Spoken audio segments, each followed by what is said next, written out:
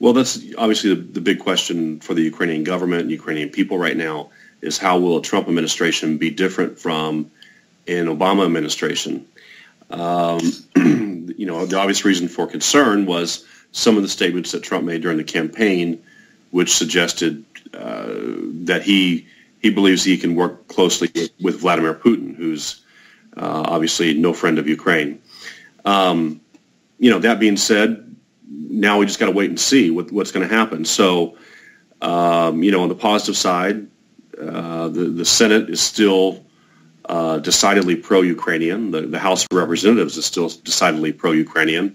And at the end of the day, they decide the budgets. So that is very important for Ukraine. We will see how Trump is as a president with regard to Ukraine. When 8 years ago, when Obama was running for office, Mitt Romney suggested that Russia was a threat, and Obama laughed at the idea and said, the Cold War is calling and this and that. So, I mean, the point is nobody knows what's going to happen over the next 4 years.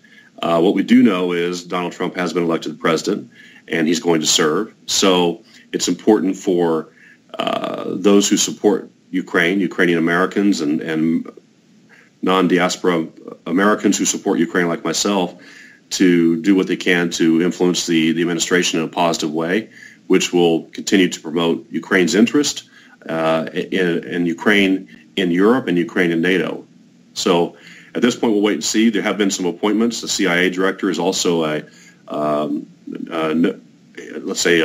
opponent of Putin and a staunch anti-communist, for lack of a better way to put it. But all indications are he'll be a strong supporter of Ukraine. The National Security Advisor, General Flynn, has been called a friend of Russia. We'll see if that actually holds true or if that's just campaign rhetoric. Because nobody on Bankova Street calculated the possibility of Trump winning the election. In fairness, no major American pundits were calling for a Trump victory either. So you can't really fault them for, betting on something that seemed highly unlikely. That being said, the problem came in because the Ukrainian government had no ties to the Trump campaign. They had ties to the Cruz campaign, the Rubio campaign, Kasich, obviously, a number of other campaigns, but no ties to the Trump campaign.